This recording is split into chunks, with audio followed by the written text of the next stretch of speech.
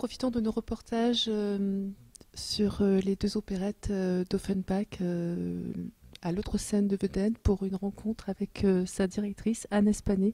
Bonjour. Bonjour.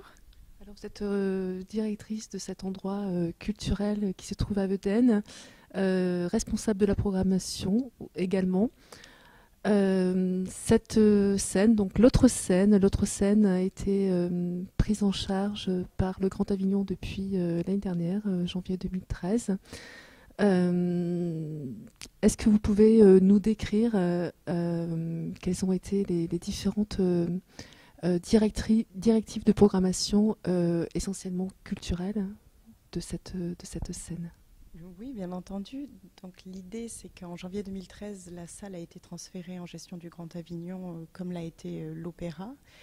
Et en fait, la volonté des élus du Grand Avignon, c'était justement d'avoir un autre lieu dans lequel on puisse faire une programmation dont les lignes directrices sont, de par la configuration du plateau, mais j'en parlerai tout à l'heure, la danse et la recherche des jeunes publics qui partent donc tout ce qui est scolaire et vraiment très jeune, et aussi essayer d'orienter vers la recherche vers les musiques actuelles et le public rajeunissant, qui sera donc mise en place dans un second temps, puisqu'on a encore des questions de jauge à régler. Mais la base, c'est de faire une programmation éclectique, accessible, puisqu'on a des tarifs qui sont quand même assez compétitifs. On dispose d'un équipement qui est merveilleux, avec une facilité d'accès. Et donc on espère justement que cette salle sera prise en main par les habitants du Grand Avignon et qu'ils s'en serviront vraiment comme un outil culturel. Est-ce que c'était aussi une volonté de proposer des endroits culturels à un public plus élargi? Là, c'est vrai qu'on se trouve entre Avignon et Carpentras, on a Orange, on a Vaison-la-Romaine à côté. Est-ce que c'est aussi se rapprocher du public pour accéder et propulser plus facilement l'envie de venir se rendre à des spectacles, à des opérettes, de la danse, etc.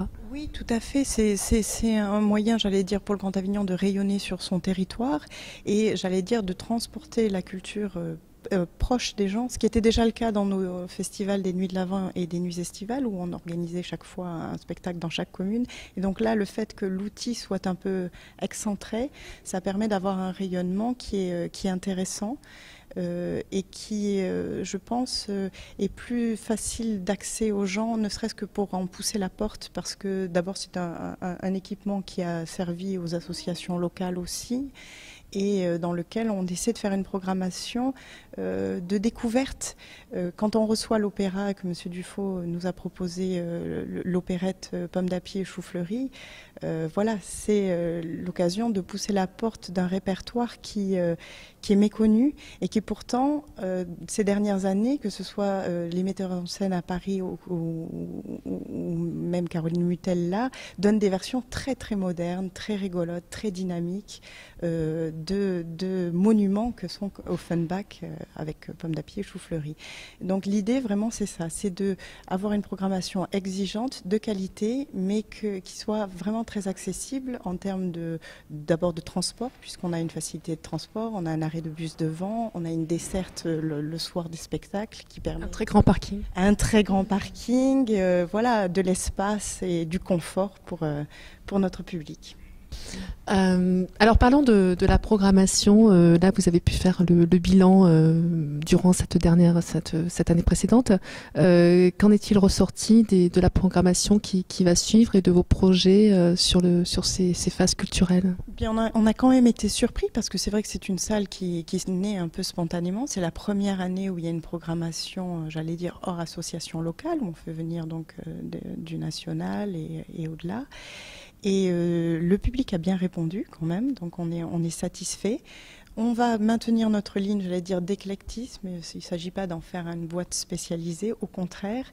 Et voilà, bon, pour l'instant, on n'a qu'un trimestre de recul, mais pour ce qui est de ce que nous avons présenté en danse contemporaine avec la compagnie Comme un instant, Jean-Pierre Aviotte, ou dans des musiques actuelles, Joe Cocker, un hommage qui s'est très bien passé. On a fait aussi, c'est un lieu, et j'y tiens énormément, qui est un lieu de création aussi. Et il y a eu une création sur un spectacle jeune public, qui était du théâtre musical autour de l'œuvre de Dickens, L'extraordinaire Noël de Monsieur Scrooge, qui a été un véritable succès et une aventure formidable avec une résidence de 3 semaines des artistes.